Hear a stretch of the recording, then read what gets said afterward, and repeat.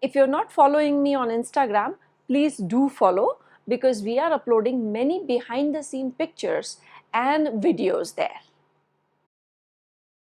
Hit that subscribe button and bell icon so you never miss an update from Neela Bakure Tutorials.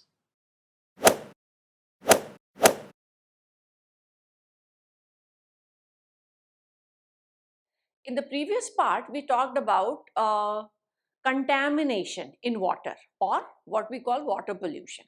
We also talked about biomagnification, eutrophication. Now let us talk about solid waste and how that solid waste can be treated or eliminated.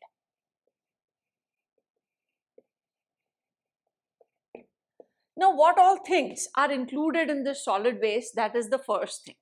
It is mainly called the municipal waste, which is the main solid waste. In this municipal waste, the things which are included are normally the household things. So it includes waste like paper, spoiled food or vegetables,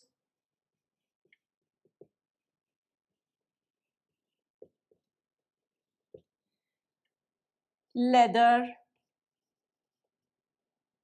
cloth, rubber, glass, plastic, everything solid which comes out of household makes the municipal waste. And you can see there is a variety of things which are there in this. Now, the original method of disposing the solid waste was the landfill. Now, what was done in a landfill? A huge pit is dug, and in that pit, everything was dumped. And then it was covered with soil or mud, and it was left like that. But there are problems, two main problems of these landfills. Landfill is not a proper method of disposal of waste.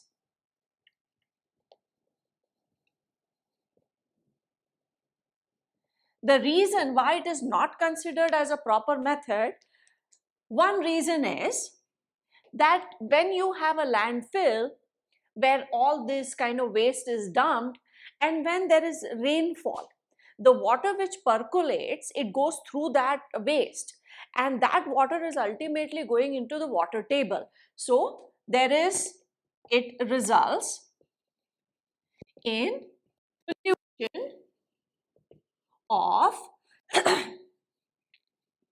water, the underground water especially, because the water is anyways going to get seep or percolate deeper and deeper, and ultimately it is going to reach that underground water table, and it is going to spoil or pollute the entire water.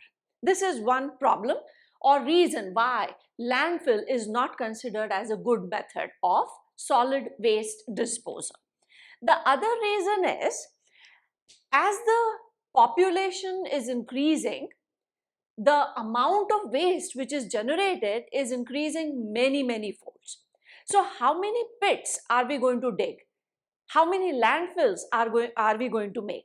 Because the cities are also expanding, so you have to go further and further to have a landfill made.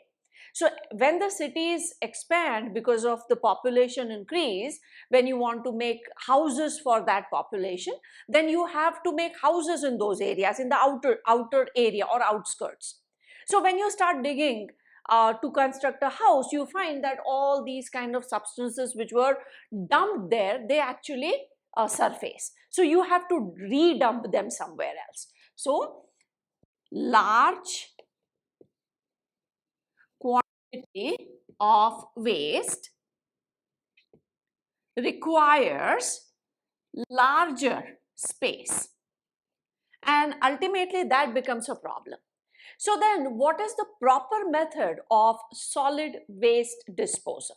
For this, the solid waste must be divided into three categories: biodegradable,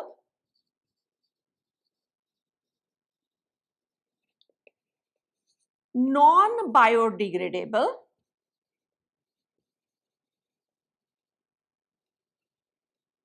and the one which can be recycled.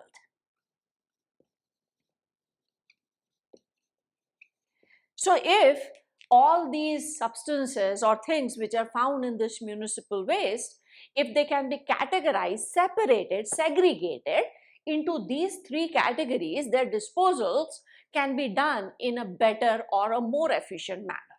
Say for example, biodegradable. So biodegradable are those substances which can be decomposed by microbes. So out of all these things which we have written here, spoiled food, vegetables, these can be easily decomposed. So if biodegradable waste is separated, then it gets decomposed. And the method of disposal is simple. We dig a pit, put all the biodegradable waste into it and cover it with mud so that the microbes degrade it. And when microbes degrade it, if you want to take that stuff out, you can use it as manure, or ultimately it becomes humus and gets added into the soil. So that land is not going to get soiled or polluted. So this is easier. So it gets decomposed and can be converted into manure or can change into humus so that it becomes a part of soil. We will take this first, the recycled ones or the ones which can be recycled. In this, we can include paper, we can include glass, we can include sorry, not the plastic one, the glass mainly. Plastic can be recycled but only up to a certain limit, not completely. We will talk about usage of plastic in a different manner. But yes, it can be recycled. I'm sure you've seen items made out of recycled plastic. So it can be. So if it is recycled like paper, metal scrap, glass, and to some extent plastic. And if you are recycling it, like for example paper, we recycle and make a different type of paper. Metal scrap can be recycled and you can use that metal which is obtained for making something else. Same thing is applicable for plastic and glass. So by these segregated methods or segregation methods, two categories can be easily taken care of. Now there is only one thing which remains a problem.